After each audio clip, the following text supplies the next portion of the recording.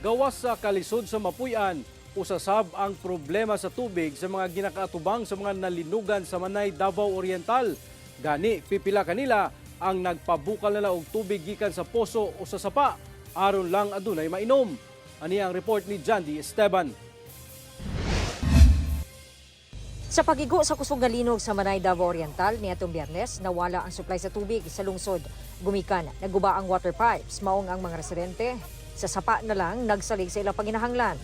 Sukad nga nawad-an og supply sa tubig ang Manay, Davao Oriental dihang pag-igo sa kusog nga linog niadtong Biyernes. Dinhi na nagaanhi ang mga residente aron manglaba sama ni Nanay Mercedita o nagaligo sama ni Josie. Panawagan nila nga unta paspas nga mabalik ang supply sa tubig dinhi sa Manay. Mga namin, panghugas namin, mga pinggan, panlaba, dito kami kumukuha. Sa ilog? Sa ilog. Alright. Gano'ng kahirap yun? Yung ganito pumupunta pa kayo dito bumabiyahe? Mahirap talaga kasi namasahe ka pa. Punta dito. Okay. Sa isang araw, 40, tapos wala pa kaming hanap buhay ngayon. Mahirap talaga kasi maraming damage, tapos walang tubig, yung kuryente, putol-putol. Gripo, wala na. Wala na? Wala Walang... lang sa may river. So dito kayo naliligo? Yes po. Yung maiinom, palit, mineral. meron ng mabibili? Oh, Yung donasyon wala? wala. Wala kami natatanggap nun. Gipamutang na sab sa uban ang mga balde o uban pa nga masaluran og tubig gawa sila panimalay alang sa mga magapud-apud.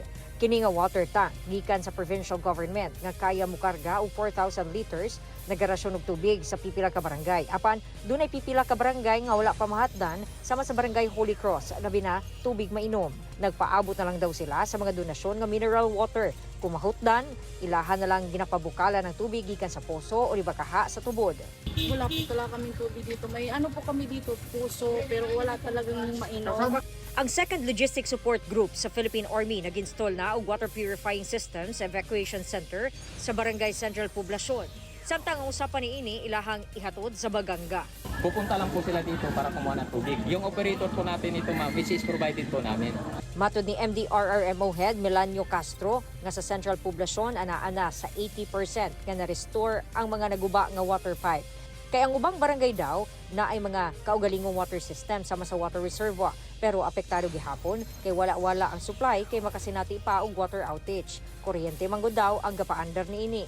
Sa karon padayon ang pagapud-apud og tabang ug gipaningkamutan nga maapud-apud sa tanan labi na ang tubig mainom. Kauban si Bebot Kahes sa kamera, Jandy Esteban. 1 Mindanao.